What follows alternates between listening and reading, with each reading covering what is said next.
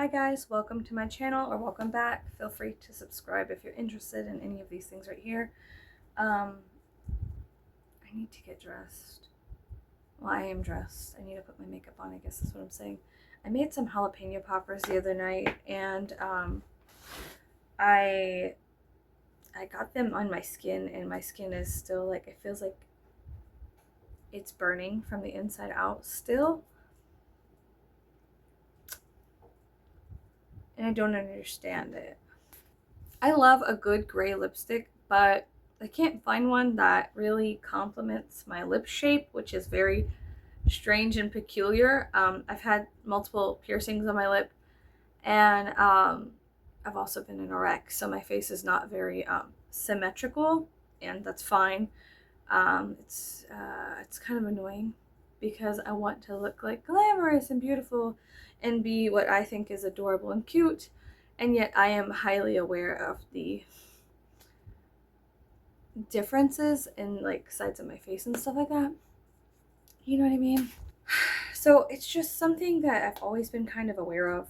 Just the like that my face, especially after the wreck, has been like not very symmetrical, and I definitely have like a good side and a bad side. And I'm trying not to be hard on myself, but I love art. So there was a lot of elderly women who did tarot card readings at the shop I worked at. And when I came back to work, they gathered around the front desk and they were like, "Oh, your face, you look so different. And one side of it, it's like different." And I was like in shock because I was like, I don't know. I couldn't look at glass. It looked like water, and I would like look away from mirrors. I was like, like, um, it was very peculiar and like sad and like body dysmorphia times a million. Yeah, I had like really really bad body dysmorphia and issues around looking at glass and mirrors. Please try not to look at my face now. I felt like Frankenstein's fucking monster. God, yeah, I was so I felt, I don't know, so disfigured and shit like that. I don't know, and it was just crazy. I think I got some of the jalapeno pepper juice that was still like seeped into my skin, burning into my eye. It's so much fun. Okay, now I think I'm gonna go ahead and put on some some SPF. Um, Yesterday I was watching movies, a bunch of movies. I watched May. I watched Pan's Labyrinth. Today I watched Jennifer's Body, but yesterday I was also watching Jennifer's Body. Um, May is so good. And then I watched Willard, and that movie changed me on a molecular level, and I don't think I'll ever be the same again. And you're probably like, what are you talking about? Like, I can't explain it. It is emotional, and I can't explain it, and so yeah, I can't explain it. I don't know. I think that I'm just in love with the character Willard, and it did something to me. Like watching that movie, shifted something within me, and it freaked me out because I didn't know that those feelings existed inside of me. Um, I was shocked and elated and confused. Um, a lot of feelings, which is good. I think that's why you watch movies, right? You watch movies to feel something. And I felt something for the first time in a very very long time, and it was very confusing. Um, I don't understand what it was. It was like a mixture of obsession, ecstasy, joy, and fear because I was confused. Yeah, I don't know. If you've seen the movie Willard, you understand what I'm talking about? No, I'm just kidding. You probably don't because you're probably like, the fuck, did we watch the same movie? I love that character. I love that character so much. I've told you that I love Renfield. I love a good ghoul. I feel like, I don't know. I feel very confused about it. And I was talking to my friend about it because she felt the same way. And I was like, what is this? I was like trying to identify how I felt because I am very I like to put my feelings in a box and no, I'm kidding, and look at them and go like I like to analyze my feelings to help me understand if it's like nurture versus nature within myself, you know, like am I okay? You know what I'm saying? I had a very like traumatic upbringing, so it's very important for me to like understand my feelings so I don't subconsciously do something horrific. And so I do that, and I also like pair that with therapy and like yap sessions with my friends and stuff like that because I need to make sure that like I'm doing well and I need someone to keep me in check. So I was talking to my friend and I was like, what are these feelings? I don't understand what they are. And she was like, they're just, you know, we were talking about them, and it was so good because I was like, okay, so you know what I'm talking about. She was like, yeah, I feel that same way too. And I was like, well, what is this? Like, what is this feeling? I don't understand it. And that might be just like my neurological like shit that I have going on with myself that I do not I do not understand certain feelings that I have. And so I have to kind of put them in a box and look at them because they're confusing. Yeah, they're just extremely confusing. And I guess there was like also like this strange amount of empathy that I had for his character, like a strange, horrific amount of empathy for people who are lonely because I grew up an extremely lonely child. I used to have acorns as friends. You know what I mean? I used to go outside and I would collect acorns and frogs, and those were my friends. And I would put them in my pink Barbie suitcase and I would take them everywhere with me. And one time I filled the Barbie suitcase as much as I could with frogs because it had just rained and I lived in Houston as a baby, as a little girl. And so lots of frogs were outside and I was really good at catching them. So I filled my Barbie pink suitcase full of frogs. I went to my neighbor's house who was babysitting me while my mom was at work, and she took me to like daycare, and we got into a wreck on the highway, and I had my baby pink suitcase, and she didn't know that there was frogs in them because if she knew she would get really mad at me, because she was deadly afraid of insects, bugs, frogs, lizards, squirrels, everything, right? Anything that was alive she was afraid of. And she we got into a wreck. She slammed on the brakes. I was sitting in the front seat even though I shouldn't have been at the time. And the frogs, the pink Barbie suitcase popped open and all the frogs jumped out, and she got out of her car and started screaming on the highway, and she started throwing the frogs everywhere. And I remember just screaming and crying and trying to put them back in the suitcase, but I couldn't put them back in the suitcase fast enough for her to like, I got into a lot of trouble. And I've had multiple moments like that where like my excessive childhood loneliness has gotten me in trouble for having peculiar interests and things like that. One time I brought a roach to my mom and I was like, look how cute this is. And she was like, ah, and she killed it in front of me and to like smash it on the wall. And I didn't know what a roach was because I was like 4. And I was just like, oh, it's letting me touch it. You know, it's a bug. And so I would like look at it, you know what I mean? And she smashed it on the wall, and for some reason she left it there. Like she didn't clean it up. And I remember walking past it every day and it being at like eye level with me and just looking at it and like being extremely confused as to what happened. I think that just being a human has been extremely confusing because what is this? And I think I speak for everybody. This shit's weird.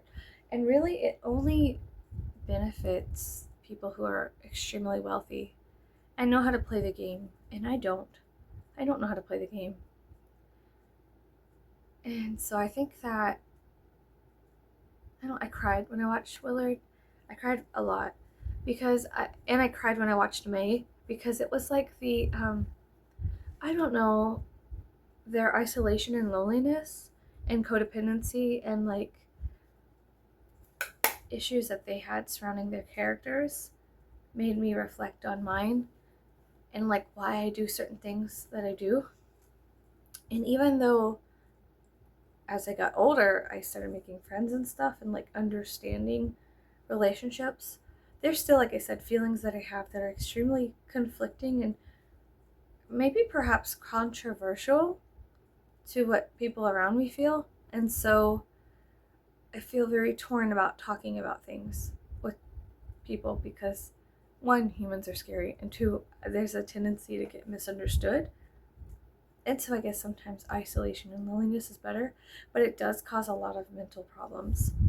And then I told my friend about this classroom I was a part of in Austin, Texas when I was growing up, and we had pet rats that were like the class pets, and we took care of them, and I loved them, and I was enamored with them because I used to raise rats when I was a little girl, and I would watch them in we had an aquarium, and they would build a den, and I would watch their like I was very good with the observations because I was so lonely, and so I would watch the rats create a den and then have children, and like I watched the babies grow in the den because they're pressed up against the glass, and I don't know. There's something, it did something to me, and I'm confused about what it was. Watching that movie made me reflect on a lot of strange things in life. So, anyways, I love rats. And so, as a social experiment, my homeroom teacher had our class of elementary kids raise them and take them home, and like certain people took care of them on certain days, you know? And I love when they came to my house because I loved animals. I had all kinds of animals. I was always adopting animals and taking them off the streets. And I've just always been like that, and I still am like that to this day. But I'm learning to not do that. It's very difficult. So, I think that, and anyways, whenever the rats ended up dying, and we had a whole day off from school, our homeroom class, because I wouldn't stop crying and sobbing so heavily. That movie just did something to me psychologically that I can't express in words, and I'm trying to, and I'm asking my friend who also see the movie if maybe she can help me like find the words, like if we could work together to help me put the way I feel into words, because I am very confused. So I don't think I'm going to be putting on foundation today. I think this is what you see is what you get for today. But yeah, I stayed up till 4 o'clock in the morning, and I was crying over the fucking movie Willard. And I don't think you're supposed to, but I felt such a deep connection to the characters, like isolation, loneliness, and codependency, as well as like constantly getting their inheritance ripped apart from them, like because that has also happened to me before. And so I don't know. Maybe it's because I had attached myself to this character and I could resonate so deeply with this character, and it made me feel such a deep love for them. Like it was so unique. I don't know the feeling I had, and I can't express it or describe it without sounding like a fucking psycho. And so I guess the nicest way for me to say is just like that movie like awakened something within me that I had forgotten, like that had been sleeping for a very long time because of other trauma. And so it's extremely confusing. I'm gonna stop talking now about that, or maybe I'll keep going. I don't know. This is my channel. I could talk if I want. I think that just being such a strange and unusual child and like constantly getting remarks on my report cards, unique, won't sit still, disturbs class, eccentric, unique, different. Like I've always gotten like things like that on my report card, and I don't know. I think it's different whenever you feel a certain way, but then society reflects to you something. Like society is like this strange moving mirror of sand and glass that and smoke that shifts, and sometimes when you look into it, it gives you false readings, is the nicest way I could put it. False readings about yourself. And like as a child, I had like such a deep amount of empathy, and it would always get me into these very disturbing, dangerous situations with people who completely lacked empathy. And I think it's because I felt so bad for them, and I could empathize with their like loneliness, because I was such a lonely child that I was like too afraid to abandon people who were bad for me.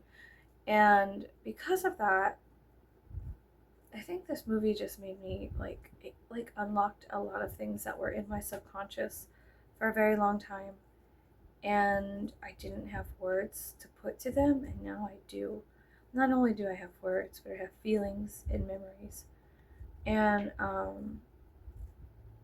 it's kind of beautiful because I feel like this is a new chapter in my life of self discovery, especially since my mother died and Willard's mother, like, she dies in the movie and things like that. Like, there was just a lot of parallels that I was noticing, and then I felt such a deep amount of sadness and sorrow. It felt like someone had hit black gold and oil was just pouring out of the earth. It was like horrible and exciting, and it was flowing, and it was like something had hit me from that movie. Seeing that, it had hit me, and I was just flowing out. And that sounds so stupid, but I don't know. Like I said before, this is like my little part of the internet, so I'm just dumping how I feel into my area for reflection. And I know that I'll have even more like moments of deep reflection because I have to go edit this video, which sometimes sucks. Like, for sure, I understand why certain people do not watch their videos again, because editing videos makes me kind of depressed, I guess. I can't explain it. It's not depression. It's like how do I express this? Editing my videos makes me like not want to make videos because I have to listen to myself, and then I get cringed out and embarrassed, and I'm like, can you stop talking? Like, can you just shut the fuck up for once? And then I'm like, no, I need to keep talking, because if I don't have this conversation, if I don't open it up, then who will? Kind of thing. And I'm like a really big believer in that. Like, if I don't start this conversation and have it, it may never happen. So yeah, I don't know. As a child, I had such a deep amount of empathy, especially for animals, because I wasn't really around humans that were kind or sweet. And then I started standing up for people, and then I started getting burned by people. You know what I mean? Like, I started learning that humans were like really cruel and disgusting and kind of evil. Like, not like totally, like, I'm not dismissing people completely like some kind of psychopath. But I am hyper aware of the disgusting amount of like perversion within the humankind as a whole and like as a species. Um, it's very sad, and I think that we need to really work towards free mental health care for humans, because there's a lot of shit that we deal with on a daily basis that is unfair, and it is cruel, and it's extremely difficult to deal with and get through on your own. You know what I mean? Like, a lot of people don't walk back from half of the things I've gone through, and yet I continuously have to walk myself home, metaphorically, like battered, beaten, and like bruised, like emotionally, from constantly getting into like these situations with other humans that I think like I want to help people. I want to be there for people. I'm kind of like, I don't know, like I always stand up for people who can't stand up for themselves, and then I end up getting fucked over by them in the end, and I feel like a dumbass. And so I come home, I take care of my chickens, I take care of my children, and I'm like, fuck everybody, fuck all of y'all, kind of thing, for quite some time. And then like the loneliness comes back. There's that feeling of loneliness, and there's definitely a difference between There's a bird outside my window. There's a difference between loneliness and being alone. And the loneliness is what kicks my ass every time. Um, it's so dark and it's so deep and it's so rich and it's like, it's hard. It's so hard and it's so isolating. And I would rather create art or go and get done up and talk to a camera than feel like lonely, than feel like the presence of another human being is going to solve my issues, because it's not. Sitting with myself will fix my issues. Um, Sitting with other human beings most of the time just makes me want to go back into isolation. And because like I have a lot of comrades I don't agree with, I guess, is the nicest way to say.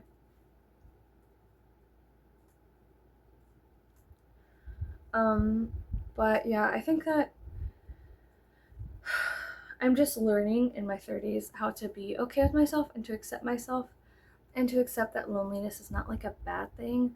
And sometimes it could be a friend and it leads to beautiful moments of self reflection and understanding, especially if you are familiar with the term shadow work. There is an abundance of shadow work that can be done in isolation. But unfortunately, it is work, and so it's not fun. It's never fun to look yourself in the face and be like, do you remember when you were like a little girl and you used to collect frogs and put them in a Barbie suitcase because you were so alone and neglected? Do you remember that? You know, it's never fun to like look yourself in the eyes and be like, fuck, that was fucked up. Damn, what the fuck? You know what I mean? I'm just lightly dusting my entire face with white face powder from my makeup palette. Um, I said I wasn't going to do foundation. I meant cream, I guess. I'll probably drag some of the powder down here because this is very, it's a different shade. Um, but yeah, so it's difficult. Doing shadow work in and of itself is extremely difficult. It's always fun when you have a little trickster deity around, right? It's always fun because they make things funny.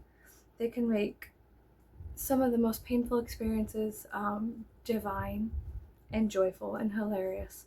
And I think that's why my humor is so niche, is because I've gone through a ridiculous amount of traumatic experiences, and the only way that I've been able to get up out of bed every single day and like continue thriving um, is by one, understanding that one day this will all end, and even pain is kind of a blessing because it's emotional. And when you die, there are no emotions. There's like nothing. You know what I mean? And there's like oblivion, which is absolute ecstasy. But at the same time, every single feeling you have as a human being is a blessing. And is that, you know, it is. So, you know, because after death, I mean, there's residual electrical impulses, but there's not like the richness that I'm also afraid of. Do you know what I'm saying? This area around my lips is frustrating me. Yeah, so like the richness, the darkness that I'm also super afraid of, that is the subconscious mind, is not as accessible as it is like whenever you're human. There is like all of these really amazing, like I said, like you can have gold come out of a very difficult situation, and then you can help others who are also in that difficult situation by just talking about it.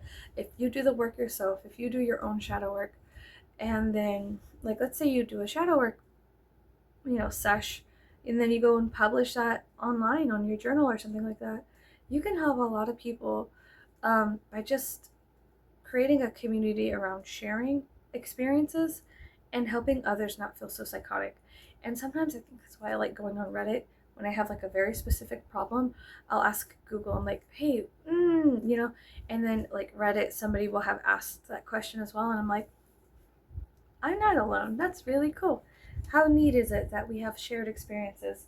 And like as a kid, because I was so like alone and isolated at a very young age, um,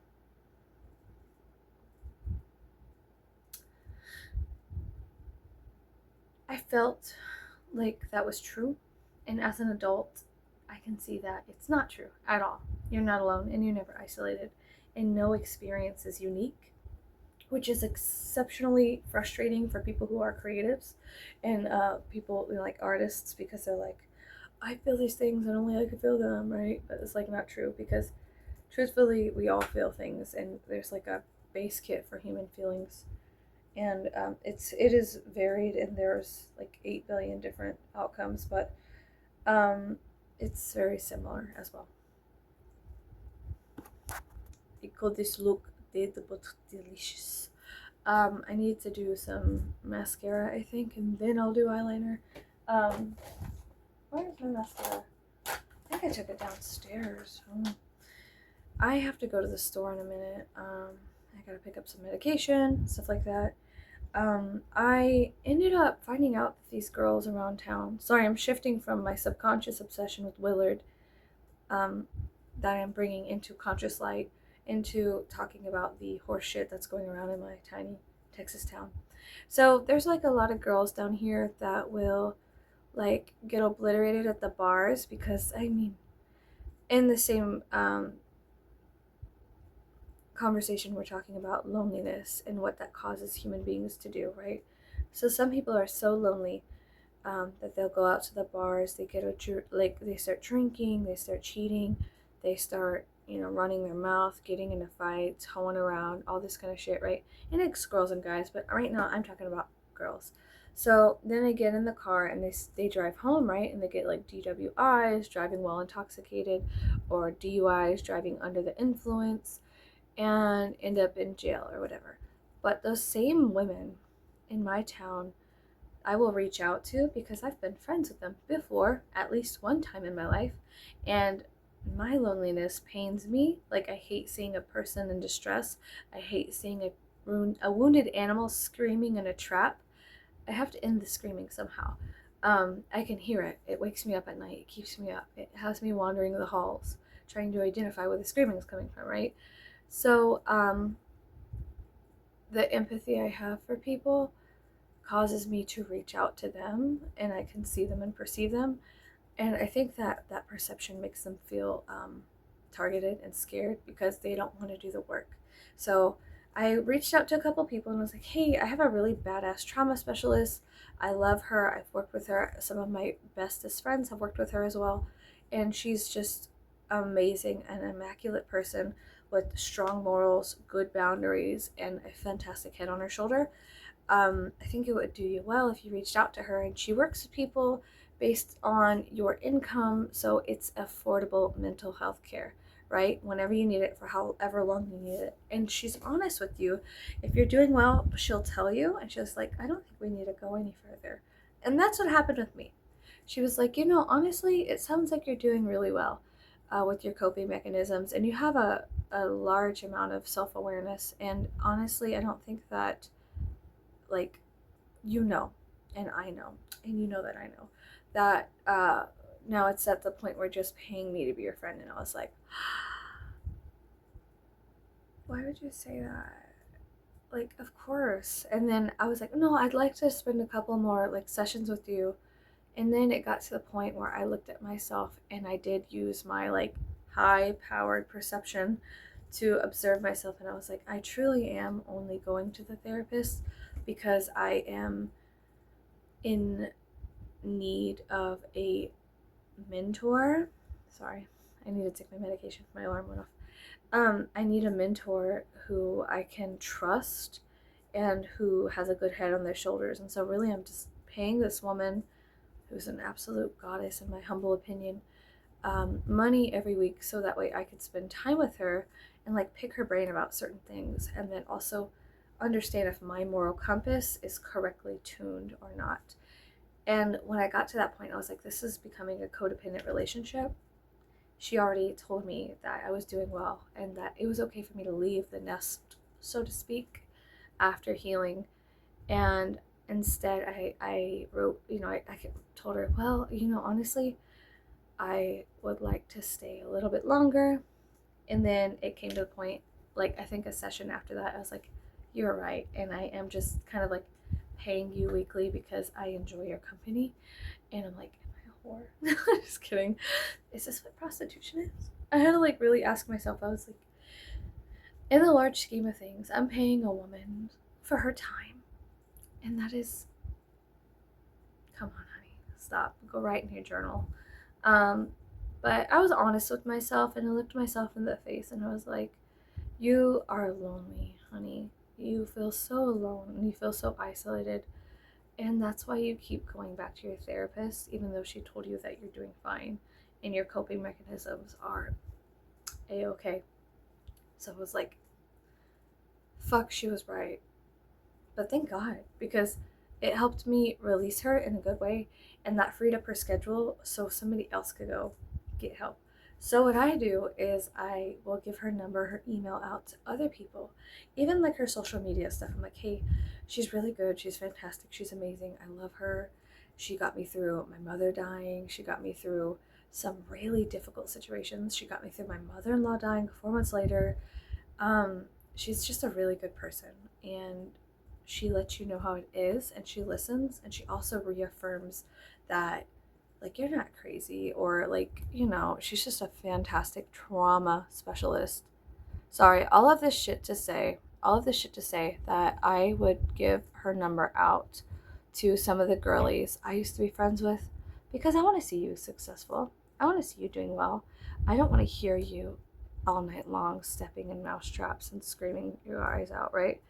And so you could take a horse to water, but you can't make them drink, right? So I gave them, like, I told them, like, yeah, I have a psychiatrist that's pretty cool. If you would like to see them too, I have their number. Like, just, I'm really open about my journey. And I like having these conversations with people. One, because of me being an extremely lonely child. Two, I like being that light for others who are lonely as well, so they know that they're not alone. I mean, come on, it's not fucking rocket science why I do the things I do. It really isn't. Um, so anyways, I got made fun of. I got made fun of. They told me, because I'm on antidepressants, like, oh wow, I don't think I could ever do that. I don't think I could ever take a pharmaceutical once a day, every day for my life, and like destroy my body like that. I don't think I want to do that. I don't think I really want to go see a psychiatrist. I don't think that I need to. I don't think, and I'm like, honey, the truth is you don't fucking think because you're out there driving and drinking and drinking and driving, and you're going to kill somebody and then you're going to end up there anyways. So it's just better if you do it on your own. No, I'm kidding. I didn't say that. But there was like a part of me that woke up. The part of me that's like very defensive. My self-defense mechanism kicked in, and I was just like, so I'm a shitty person because I go to a psychiatrist and I take antidepressants and I have a therapist because I'm trying to work my life out. I'm a bad person, really? That's cute. Does that come in men's size? Like, wow, that's so cute. That's adorable. Wow. All right. Fuck me, right? Um, you are not going anywhere and you don't give a fuck about my opinion, so it's just better if we don't talk anymore. And it got to the point where she was just literally sitting there making fun of me. But I know damn good well that she goes out to the bar every single weekend, drinks like half a bottle of Jack, gets in the car and drives home. But I am like Satan's whore, like the whore of Babylon, because I take antidepressants. Okay.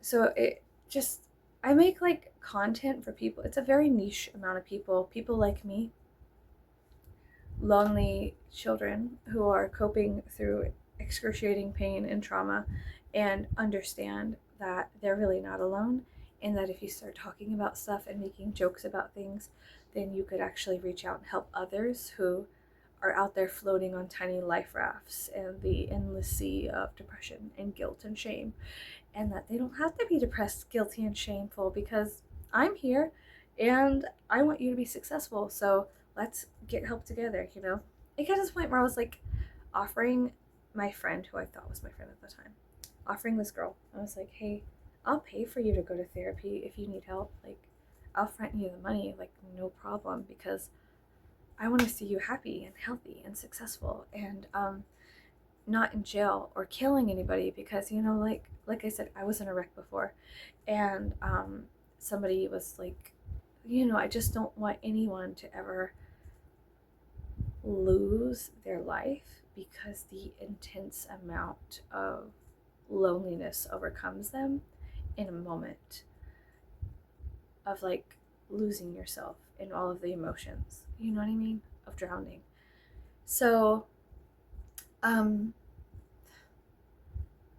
instead of taking my hand and letting me walk with her home, she chose to cut me off, make fun of me, and make jabs towards me and about me.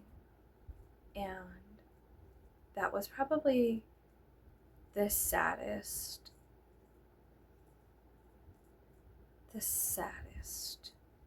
I've been in so long.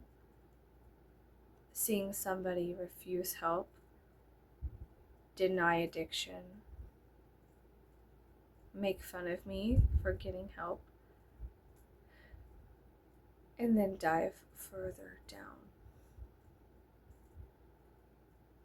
That shit hurt. And the realization of what had happened fucked me up. And I had to go and ask some of my family members. I was like, hey, am I wrong? Did I fuck up? Did I do something wrong? Can we hash out? Can we yap about the situation, please? Can I have some space with you? Can I take up a minute of your time so I can identify what happened? And they were like, no, we saw. What she did was fucked up. I don't know what the fuck's wrong with her. I was like, it's addiction. And that really hurt, because it made me feel even more isolated and alone. Like, damned if you do, damned if you don't. All of this to say, if you do feel alone, please reach out.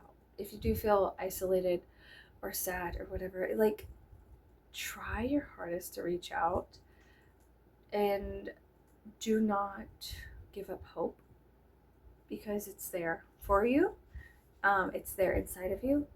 And the hopelessness is, I think, what really gets us, is when we start feeling that hopelessness, that like gutted reaction that like, maybe this isn't worth it. That's not true.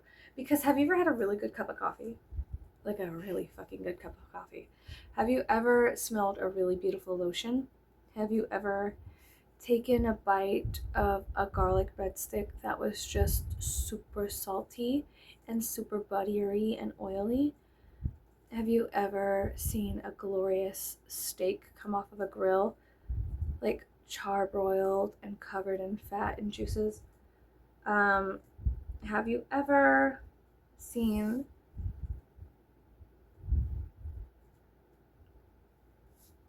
the rain? Okay, yeah, but for all of us to say, guys, if you're feeling isolated and alone, creating art is fantastic, and you shouldn't judge yourself for the art that you create whenever you're isolated and alone, because it's just you trying to feel something and keeping yourself company. And there is a difference between loneliness and then actually being alone. I feel like the loneliness is what causes a want to be around other people, and because I have such an issue with codependency, um, it's dangerous, because I will end up getting into like intimate friendships with my friends or whatever that aren't friends, right? That's the problem. I end up getting into these intimate relationships with people, friendships, that are actually like insidious and devious and wrong, because they're not my friends because they want to see me successful, they want to see me healing or happy. They're my friends because they like keeping tabs on people and talking shit about people and kicking people in the teeth in order to feel better about themselves and their addictions, feel high and mighty on that horse that they're on, which is crack, right? So it doesn't really matter. some people mask their trauma really well. Support groups are fantastic. Online support groups. I know sometimes that there are like Zoom or Google Meet like groups online where you can like go and join a support group for whatever addiction or ailment or issue you're having or struggling with. And it's really, really important to find a group of people who are on a similar path, a path adjacent to your path, you know, to find comrades who genuinely want to see you successful and who want to gas you up for every success. And when you fail, they don't kick you in your teeth and knock you 10 feet down, you know. They actually are there with two hands out, arms open, a big hug to tell you that we could try again tomorrow. We could try again tomorrow. Just don't give up. Just don't give up. Don't give up because it does get better. Um, Here I am on YouTube making shitty content for people like me, people who understand. And if you just keep putting yourself out there, you will end up creating a community. But you have to do the work. You have to put yourself out there, and you have to be raw and real and honest. And through that, you'll find comrades, and people who don't like you will be repulsed by you and leave, or you could block them, which is super fun. I love getting into altercations with people online who absolutely hate me for no reason because they don't fucking know me, because I'm like some random fucking just you don't fucking know me. Even the people in my life barely know me. I have to like update my lore all the time with them, and so I know it gives them whiplash, but it's fine because I don't know. Anyways, honesty is important, especially with yourself, and don't forget that there is hope, and it does get better. And maybe like today, if you feel like dog shit, like you need to just go watch a really good movie and eat a nice fat tub of popcorn, extra butter, little salt, and just like let yourself feel, you know, like unbounded, unrestricted, just feel something. Um, Without the aid of like external influences from other people. Like just feel honest and feel your feelings, and then honor those feelings because they're yours, they're unique, and you know they're I don't know, they're magnificent chemical concoctions within our bodies, right? Isn't that fun and also mysterious, seductive, and dangerous? Woo! Aren't feelings great? Oh God. Yeah. So I'm gonna let you go. In fact, I need to go pick up my prescription from the store. I hope you guys have a fantastic day. And I don't know if I'm gonna edit this or not. I probably have to. It's just a very long one, but it's important. If you like A Vampire in Brooklyn, I am going to be like releasing my like 40-minute long talk about it, like as if I'm just sitting there and telling you about this movie, like my autistic like rant dump into like the internet about that movie that I really enjoy. I'm sorry. Okay, I'm gonna let you go now. It gets better. It does. And also cut those shitty people out of your life and don't keep going back to them because they're not going to change. They have to change on their own. They're not going to change because you love them. No amount of love is going to change them. So just take all that love and dump it into yourself and your own creative endeavors, and then pump that out into the public, because then you're going to find people who genuinely love you for you and your creative endeavors, instead of constantly seeking validation from people who are too busy with their own addictions to notice that you have problems as well. Okay, bye.